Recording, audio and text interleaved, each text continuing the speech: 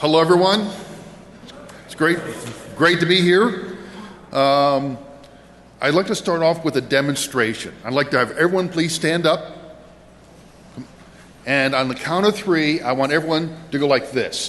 Okay? Now, wait. 1, 2, 3. Oh, cool. Standing ovation 1 minute into the talk. All right. It can't get any better. All right. My name is Bruce Barnett.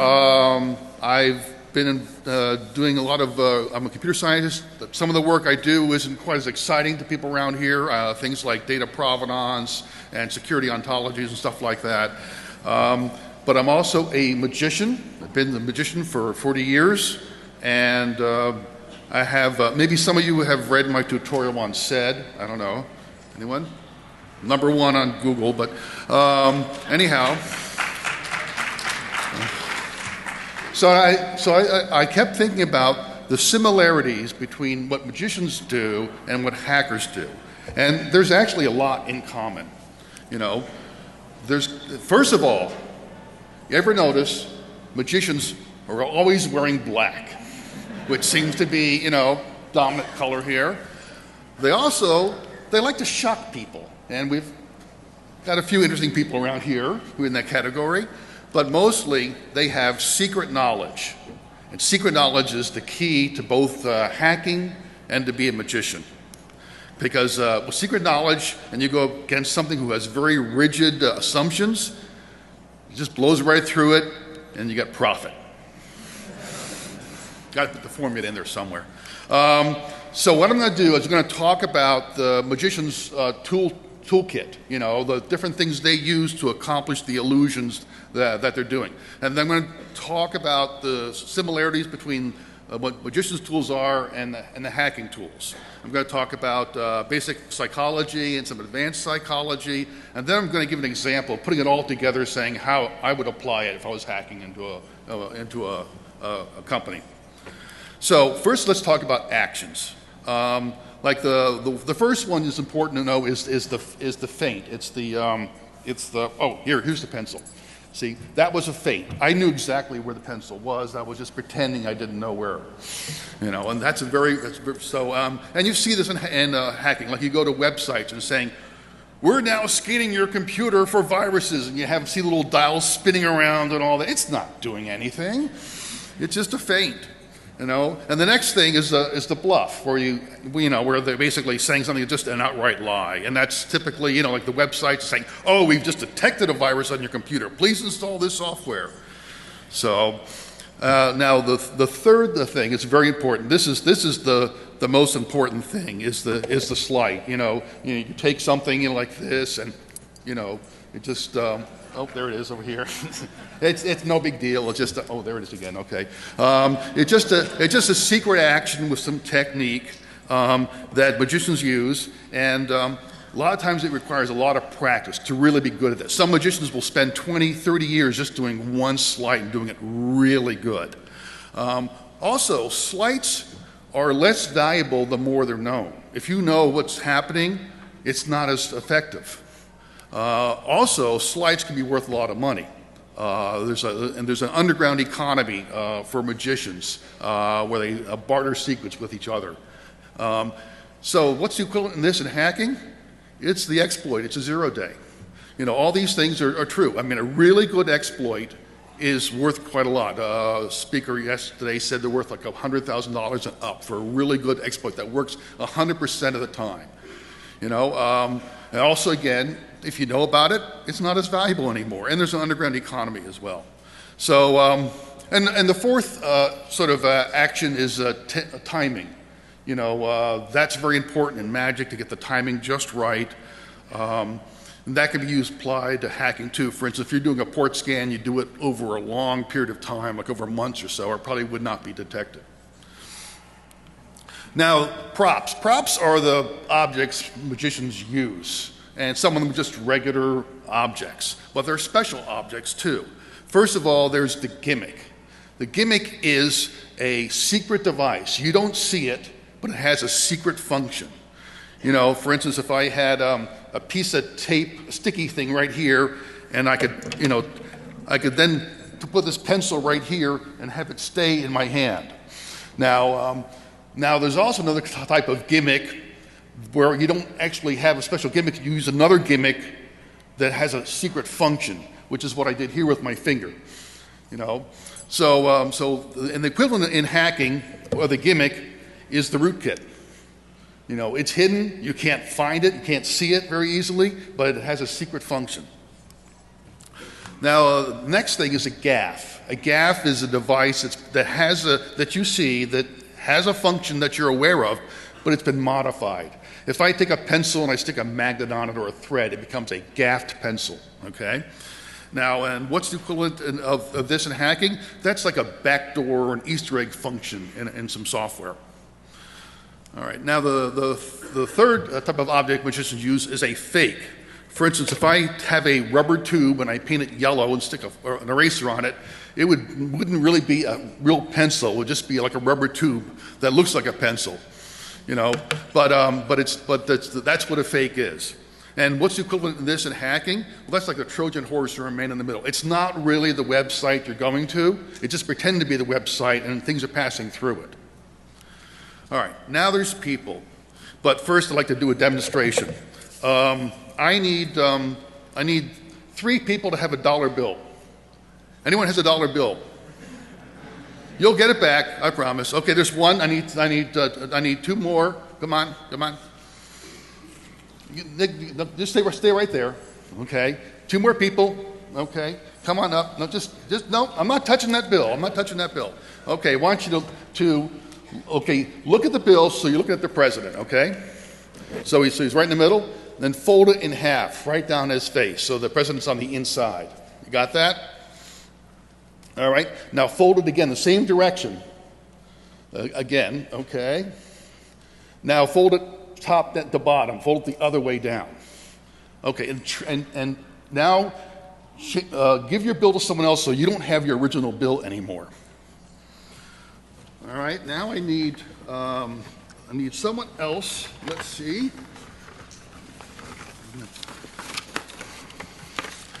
Okay, let's see, now I'm going to make sure I have all my stuff here. Okay, I need someone else to, here. Okay, whoever gets it. Okay, pick it up and point to one of these 3 people. Or just tell me which one you want. First, second, third. Number 2? All right, why don't you come on up. Now, I was going to bring a longer pole here. I'm not going to touch the bill, but I'd like you to put the bill in this clip. Now, I was going to have a longer one, but TSA had issues with it, so just put the bill in the clip. Yeah. All right. And the rest of you, you can sit down. You've got a bill. You're all set. Okay. So what I'd like you to do is, why don't you come over here, step over here, and hold this up real high. Okay. Now, I am going to try to read his mind. I'm going to try to determine the serial number of that bill. All right?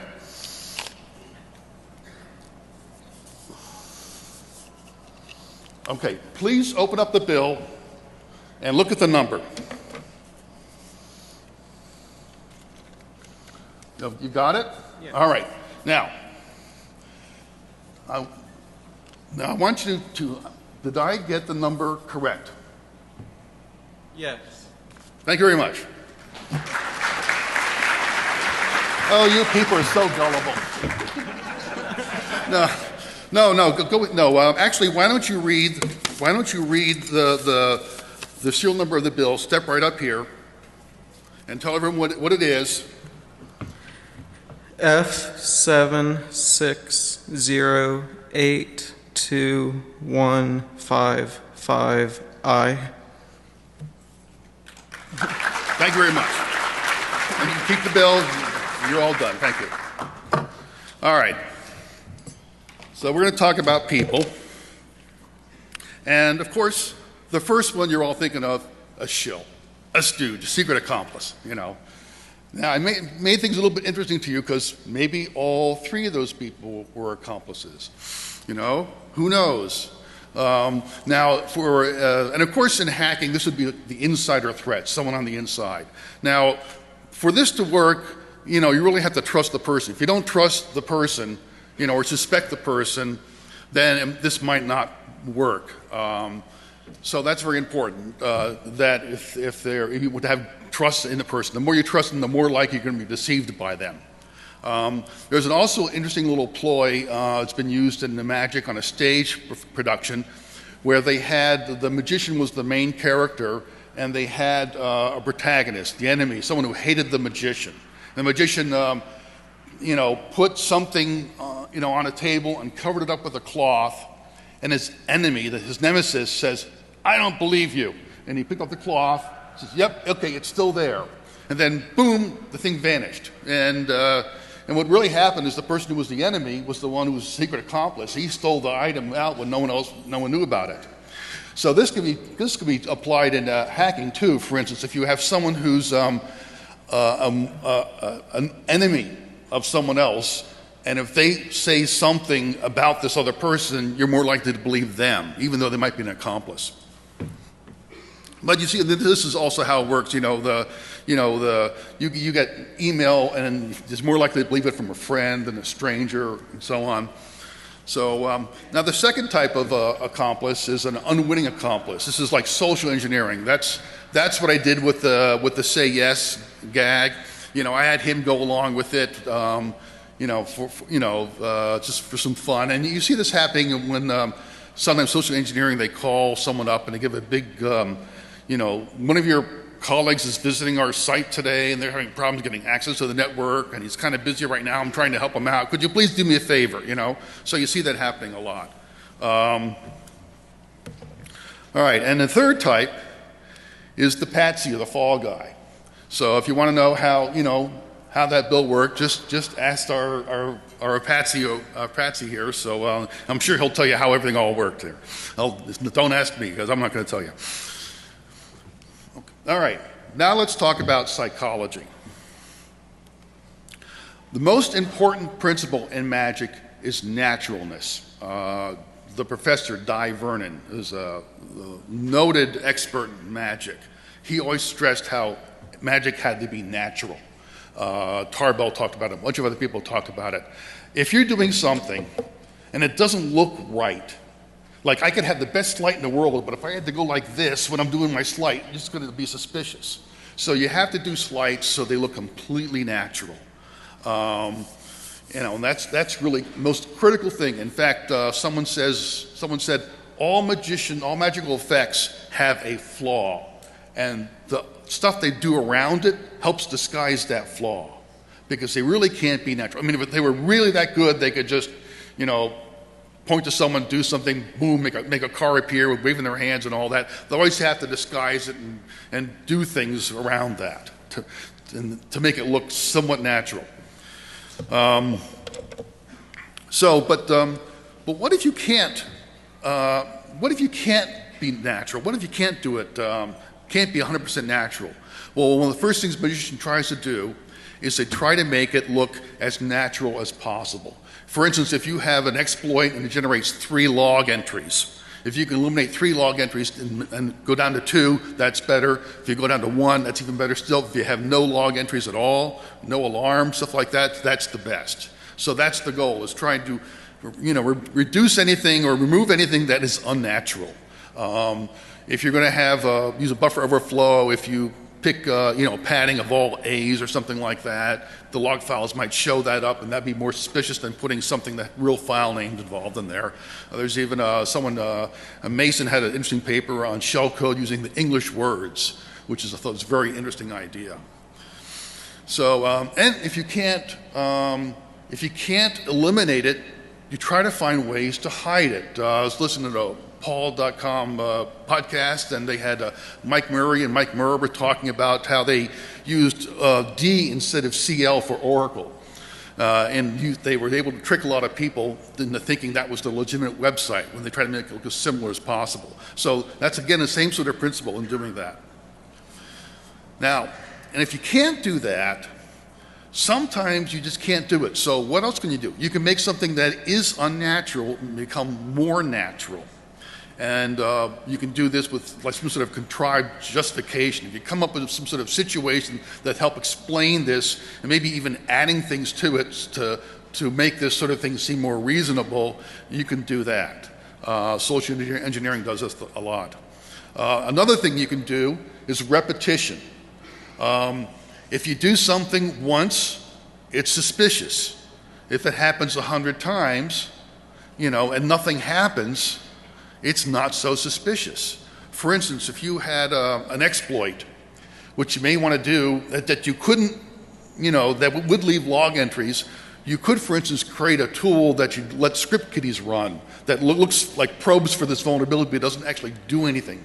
And if people started using these tools, they would start generating alarms on systems, but they realize, oh, it's just that script kiddie tool, it's harmless, it doesn't do anything. They might not notice it if you have a real exploit that has the exact signature as a script kiddie tool. All right, now here, let's do something else. I'm going to do a coin vanish. Okay, I'm going to take this coin, I'm going to move away from the mic a little bit. I am going to make this coin vanish by tapping it with my wand here on the count of 3. 1, 2, 3. Oh, and the coin didn't vanish. The pencil vanished. I stuck it behind my ear. See, you weren't looking for that. See, you thought the coin was going to vanish when well, at least I still got my pencil. All right, thank you. There were no slights whatsoever in that illusion. All it was misdirection. That's all I used to do that. I just made you look somewhere else when I was doing it, and that's how that particular effect works. So misdirection, what is it? It's a way to control someone's attention so that they look over here when you're doing something secret over here. Now how can you do this? One of the most important things you want to do is you want to find something that they're going to be interested in. Something that they're going to want to take a look at, something that appeals to them or has a great interest to them. And it's hard to tell exactly what it is because there's so many different cases, people are different and all that. I mean, you can do things that might, magicians a lot of times would have an assistant in a skimpy outfit, and she might drop something and bend over to pick up something, and all the men would be looking at her bending over while this magician's doing something secret over there. Those are examples of things like that. It all depends on what the crowd, what appeals to the crowd. And I've seen this in some email and Facebook things that says, "Oh my God, you won't believe what she's doing in this picture." And you may not realize this, wait a minute, there's something kind of hinky about this thing here, but the topic is such as say, I got to take a look at what this is, and you click on it.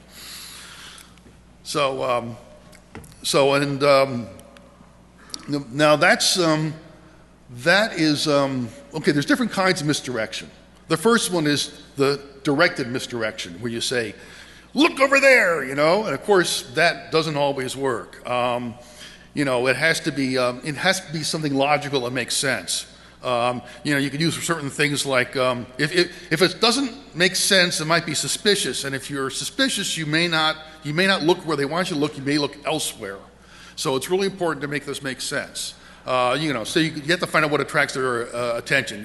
Lady Gaga or Justin Bieber or free iPad.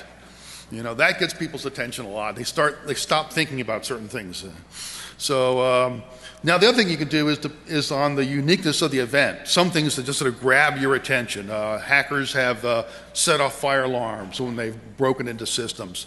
They might be able to get access to the HVAC that's attached to a computer network and manipulate the environment that way. Or they could set off another attack. Sony was just mentioned recently how they had a very sophisticated attack that was happening while another attack was occurring, and that's why they missed it, if you believe them. Now there's another kind, which is a little subtler. It's called discovered misdirection. In other words, you don't tell them about it, you wait for them to discover it on their own. So it's sitting there ahead of time, waiting to be discovered. And when they look at it, they say, oh my, and they look at this.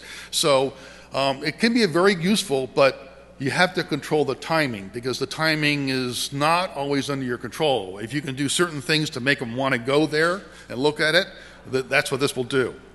So I'm going to give an example of this later on.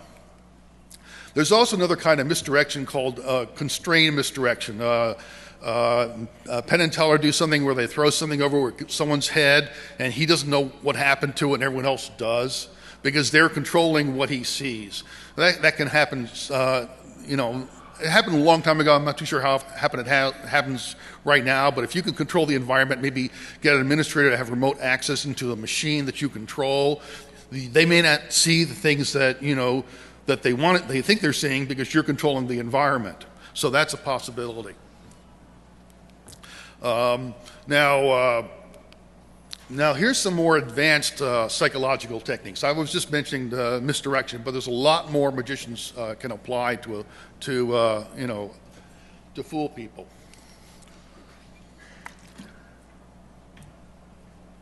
All right, one of the most useful techniques magicians use is they want to encourage a false conclusion.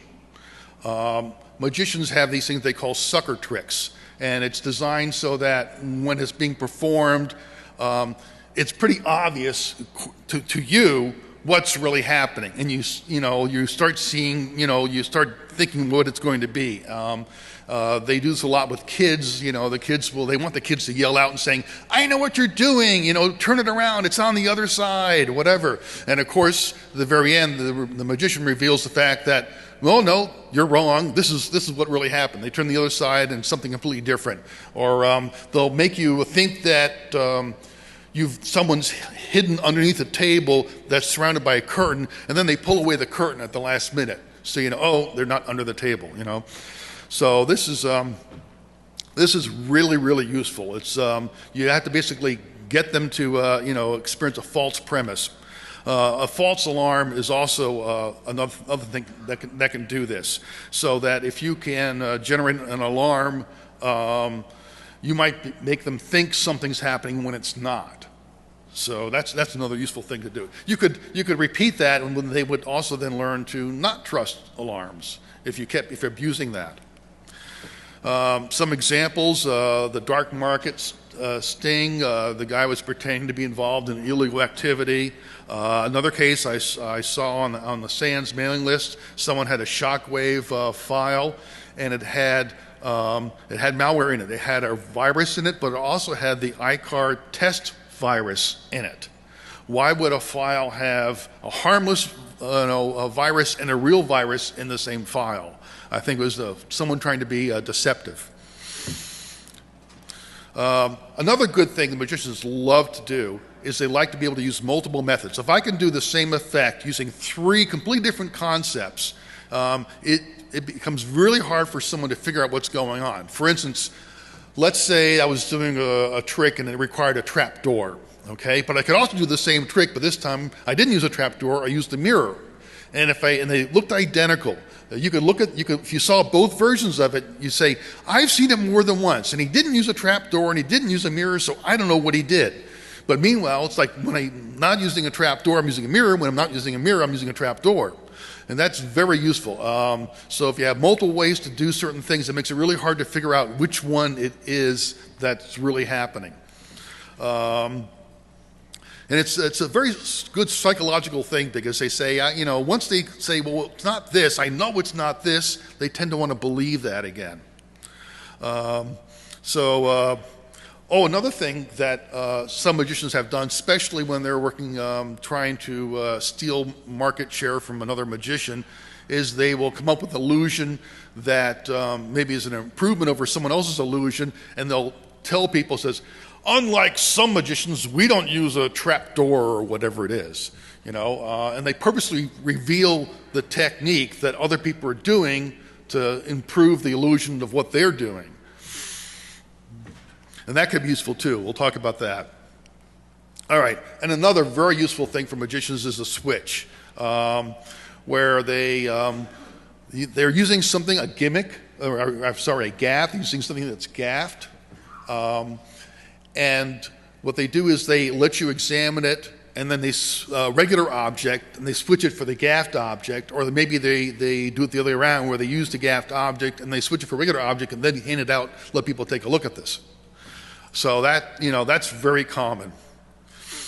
And you can do this in hacking too. If you had like programs, you could switch programs in and out very quickly, or programs that self-destruct after they accomplish certain things. So there's ways that this can be done as well. Now, the fake revelation, I mentioned this before, and I'll give an example of this in a little bit in this scenario. Okay. All right. So, okay. All right. So let me summarize some of the stuff we talked about, and then I'm going to give you the scenario.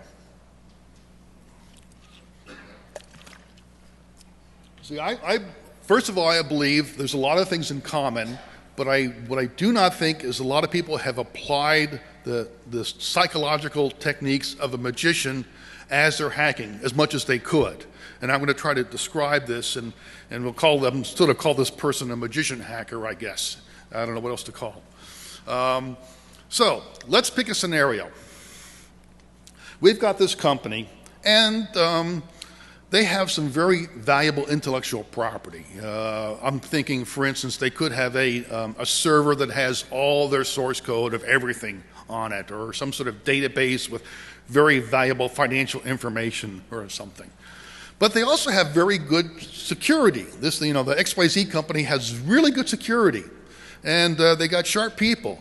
Now the hacker's inside. He's already gotten into the network, and he has limited access to it. And also one more thing too, if this intellectual property is stolen and they learn about this, it may not be worth as much money. It might be, for instance, trade secrets that if you can steal this without them knowing it, it's more valuable. But if they know that it's stolen, they might do something else. And also, in this scenario, any obvious attempt to extract information and send it out onto the internet would be detected and blocked. So the initial thing of what might be done can't be done. You have to do something else. So what would the magician hacker do? All right, let me build the scenario a little bit. First, we're going to have a patsy involved. This is Unlucky Lucy. She is the administrator of this server. Okay, she's responsible for it, and she's smart. She's really alert. She's smart. If anything strange happened, she'd detect it. She'd make sure it got stopped. All right.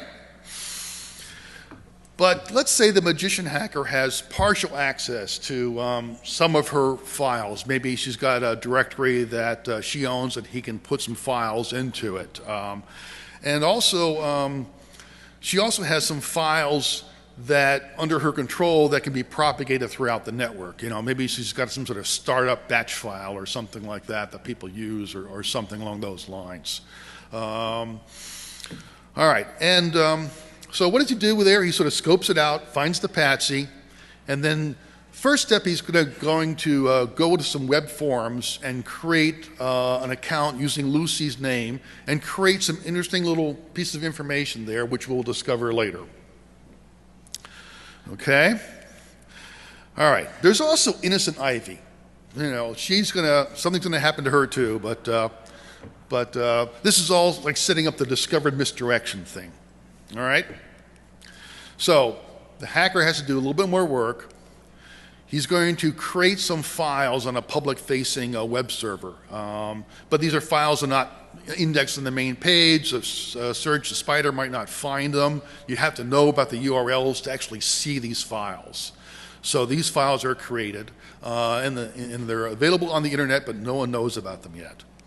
Also, one more thing to sort of make this work is you have to make sure that, since some sites do incremental backups, you want to be able to do a full backup, but you want to be able to make sure that the entire database is going to be backed up. So you may have to do something to make sure the size of the incremental backup is big enough so that it's going to be able to do a full backup. Now, this file that Lucy is distributing throughout the company, it's got a 0-day virus in it. No one knows about this exploit yet. It's undiscovered. And in fact, the virus doesn't do anything. It just sits there, might propagate. It sits there pretty quietly, just waiting for the right time. All right, next, the hacker generates a faked press release regarding the XYZ company. They are now announcing they're going into adult services. And goes on to quote about the CEO, John Smith, and says, there's a real need, there's real money in here, and heck, I love pornography. So you can imagine what might happen. Well, let's see what happens here. So then the hacker makes a phone call to Innocent Ivy, okay? Said, I was on this URL, and I found something on your webpage that I don't think should be there.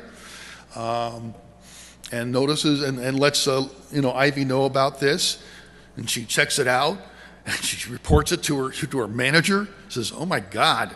And also the magician at the same time reveals the details of this new 0-day. Here's the exploit. Here's how it works. Maybe says, "I've seen this in the wild," or something like this, or whatever. Just they put all the source code, put all the information out there to let people know about it and let the hackers play around with it. So probably pretty soon you'll see malwares using this stuff and all that. Okay, so this is things that we're doing the bluff, we're doing a unwitting accomplice, creating a false conclusion, revealing an inferior method by others. So we're doing all that at this point. And we still haven't gotten to the good part yet. Okay, meanwhile, the CEO hears about this press release. He's obviously not reading Twitter first thing in the morning. Someone has to tell him about this stuff. And of course, he's going to be outraged about this. They're going to, the blogs are now talking about this press release because it hit the news. They're talking about this. So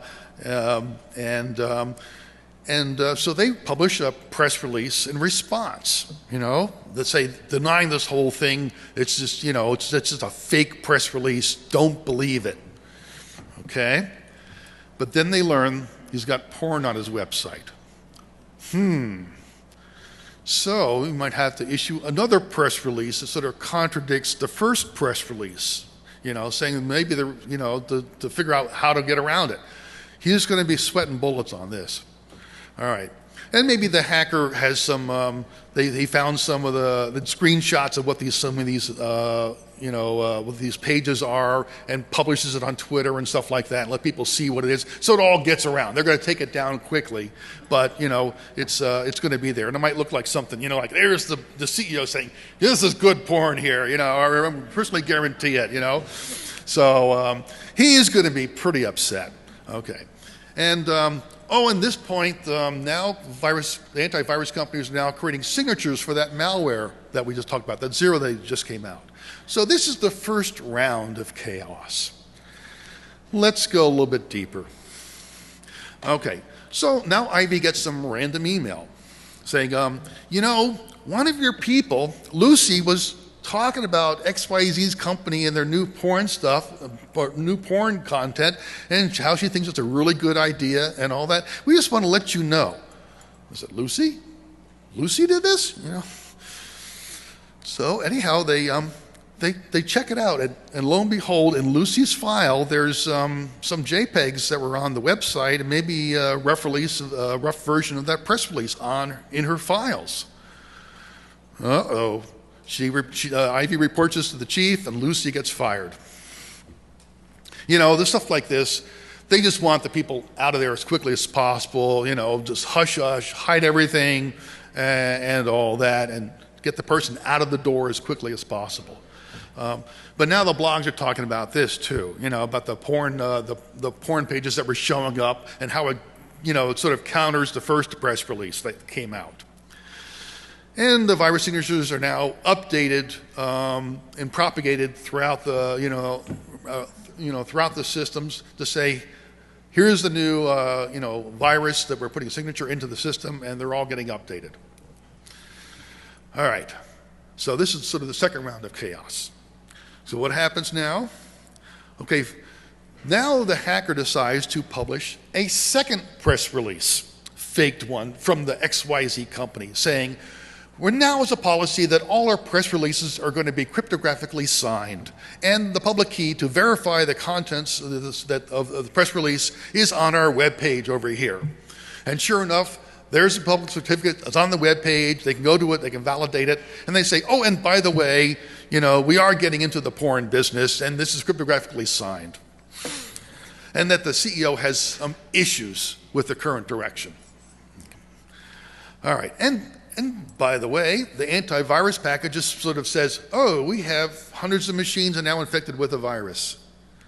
This is the third round of chaos. Shall we go on?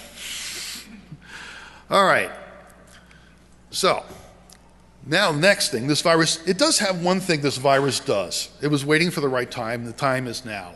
It decides to make connections to random websites on the internet. But in the HTTP GET, in the header, they have this big new header in there that contains all this random information, random characters, very large files. Now, it actually really is random information, but from an analytical point, you can't tell the difference between something that's random and something that's encrypted. So as far as anyone can tell, this is sending encrypted information. And all the different machines are connecting to all these web servers on the outside and sending megabytes of data to tens of thousands of websites out there. And also, the antivirus package found some files in Ivy's directory. And it got triggered and notified. They look at them, and these are a little bit different. So this is the fourth round of chaos. Okay, finally. Okay, here's where we get the final stage here. So then in Ivy's directory, they find source code of this virus. Also, they found some more of these adult pages and on there. And the press releases are also in Ivy's directory. So Ivy's now fired. So this is the fifth round of chaos. Now let me summarize what's going on here. We got this complete circle of chaos here. First of all, they got a PR nightmare. They keep coming out with these press releases, and their press releases contradicts other press releases, and they don't quite seem to know what they're doing. They're trying to handle this, trying to smooth everything out, and they're not quite too sure how to handle the situation. They also have this big virus infecting all these machines on the center, all over the place. They've got to deal with that. Where's the virus? How's it propagating? What's going on? They might trace it down to the fact that maybe it was, Lucy that was doing it. Everything that makes sense, but then maybe it's Ivy. She was involved too. So, and the third thing is they got all this, gigabytes of traffic going out to the internet that's encrypted. What is in there? Maybe it's their intellectual property. Someone's doing all this stuff. They better figure out what this is and stop it soon.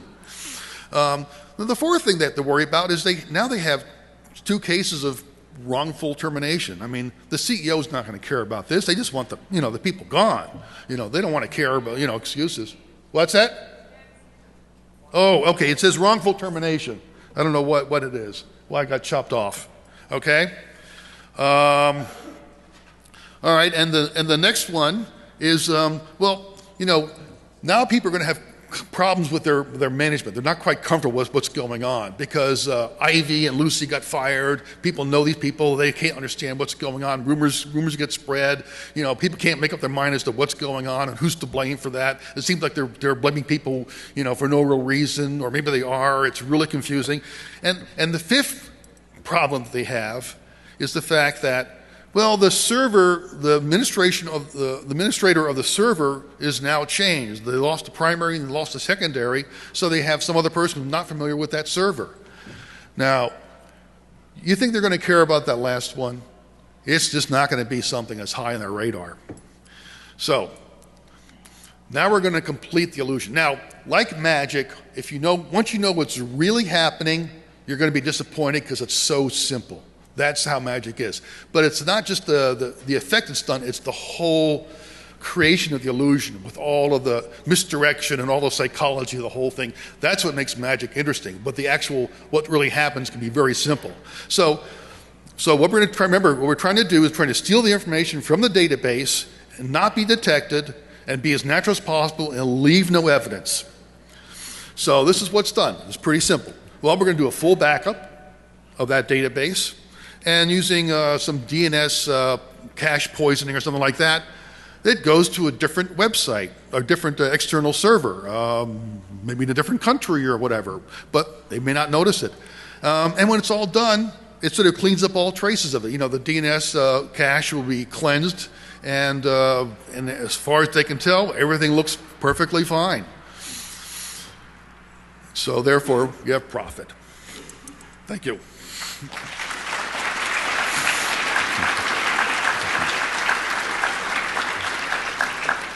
All right, now just to summarize some things to talk about, press releases should be signed. I think detecting this sort of technique is going to require a new sort of philosophy, new ways of thinking about things and new motivations, understanding it. The obvious answer may not be the correct answer. It seems like it's the obvious one, but that may not be good enough. And unrelated events may not be unrelated. They the whole thing may be part of a big package. Forensics are really important, and people, like computers, are assets, and they're vulnerable to denial of service as well.